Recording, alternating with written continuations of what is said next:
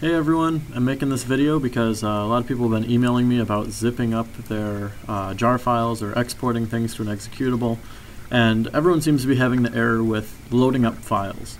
So real quick, I'll show you the game that I made. It's, 50 lines, yeah, exactly 50 lines long right now, and this is all it does.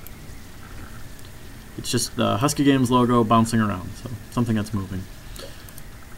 So the only thing that I'm using is one resource, and I'm calling it logo in here, which is a buffered image. Hopefully you guys are doing something very similar to this, which means that you've probably also seen a line that looks something like this, where you are using image.io to read a file.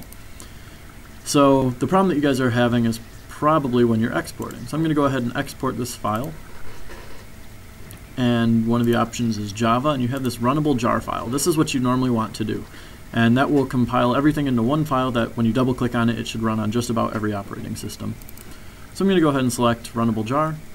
Next thing is launch configuration. This is saying what main file do you want to run. I only have one, so it makes it very easy for me. And then export destination. I'm going to go ahead and save this to a folder in my desktop called some folder. And I'll call it game.jar. You can leave everything else exactly the same as it is, and I'm just going to hit finish. You can ignore any warnings. Those are saying that you have warnings in your project, which you can see. I have one right here saying that it's not serializable. You can ignore that for now. So anyway, if you open up that folder that we saved it into, not that folder, this folder, and you try to run the game, it opens up and we have a black screen, and that's probably what most of you guys are seeing. So an easy way to see what's going on is to run your game in a command prompt window. So the easy way to do that in Windows is to click on File and Open Command Prompt, and that will open you up to a folder that you're already in. So to run a jar file from command prompt, type in java-jar and then the name of the file that you want to run, which is game.jar. And as soon as I load this up, I get this wonderful exception here saying Java X image.io exception, cannot read the input file.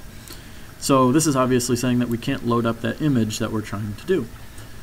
And the reason for that is actually really simple. When you're in Eclipse and you're running this, it is running from this folder. I'm going to open up my actual workspace. You don't have to remember how to get here. When I run it, there's a file right here in this directory called logo.png. When I try to run it, it looks for a file called logo.png in the directory that you're running it from, which is this, and then loads it up. When you export it, there is no logo.png file in this folder. So an easy way to test if this is your problem is to go ahead and copy the file that's missing and paste it in the same folder as wherever your jar is. Now if you run it, we actually have something that works. So obviously this is probably not the best way of doing things because I only have one file, but most games have tons of files, tons of folders, and you don't want to have to give someone a huge directory of things and then have them look through to find the one thing that's a jar file that they can actually execute. The goal is to have just one file that you can run and you'll be all set. So the way about doing this is I'm going to delete this file real quick, is to mark images or assets as a resource. And what that means is in your source code, everything in this src folder is considered a resource, meaning that when you compile and export to a jar, everything will be packaged up in there nicely. So the way to mark something as a resource is to do it like this. So I'm going to leave this file here for right now, but instead of doing this new file thing here, I'm going to go like this. It's called, you're accessing a resource, and the way that you have to do that is through whatever the class is that you're loading. So my class in this file is called simplegame. So I'm going to go ahead and paste that here. Simplegame.class.getResource, I think it's called. Yeah, getResource. So this will do the exact same thing, or very similar to a file. So I can pass in a logo.png here. And this returns a URL. So from this, you can then create a file. So instead of passing in logo.png, I'm going to pass in that class loader that we have. You know what? I forgot. We don't want to create a file. We want to create an image.io.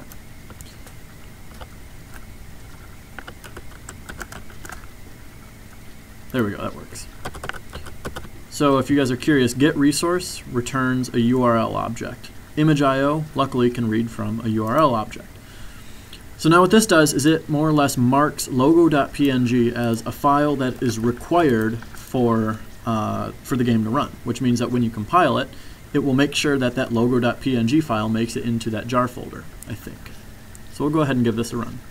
So now if we export this again, oh, you know what, before we do that, let's run it to make sure it still works. And it's not working, and that's a good reason that I did this. It looks like the reason for that is because it's not in a resource folder. So I believe you just have to put this right in the source folder. So now that it's there, it will be packaged up. And we're all set. So yeah, make sure you test your game before you export it, because this change might affect some things. So just remember that the source folder is going to always be packaged up. So if you put anything in there, then you can use it as a resource. So now we can go ahead and export. Do a runnable jar again, and I'll leave all of my settings the same. It's going to ask me if I want to overwrite. I'm going to say yes, and then OK. So now if I go back here to the simple folder, I've got my game.jar, and if I run it, everything works. So if you're curious as to what that actually did, if you right-click on a jar file, it's more or less just a zip file. So if you open it with any like 7-zip or WinRAR, you can actually see the contents on the inside.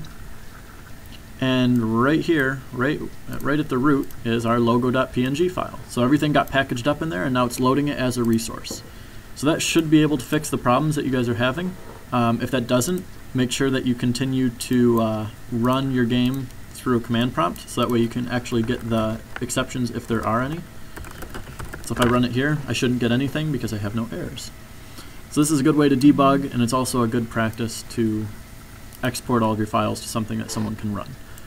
With that said, one special note is everything that you mark as a resource is read-only, which means that you cannot put saves inside of your jar. Anything that's in your jar is supposed to be unchanged. So for example, images and sounds, those are completely fine because you're never changing them. If you want to create a save, which is going to save maybe the high scores of your game, you have to do that in the old way. So whenever you're doing that, you can just create a file, which would then create a file right next to this jar file. And there's not really anything you can do about that unless you create an installer. There's workarounds for these things, but to keep it simple, just do everything the way that you had them before with creating files. And that should be everything.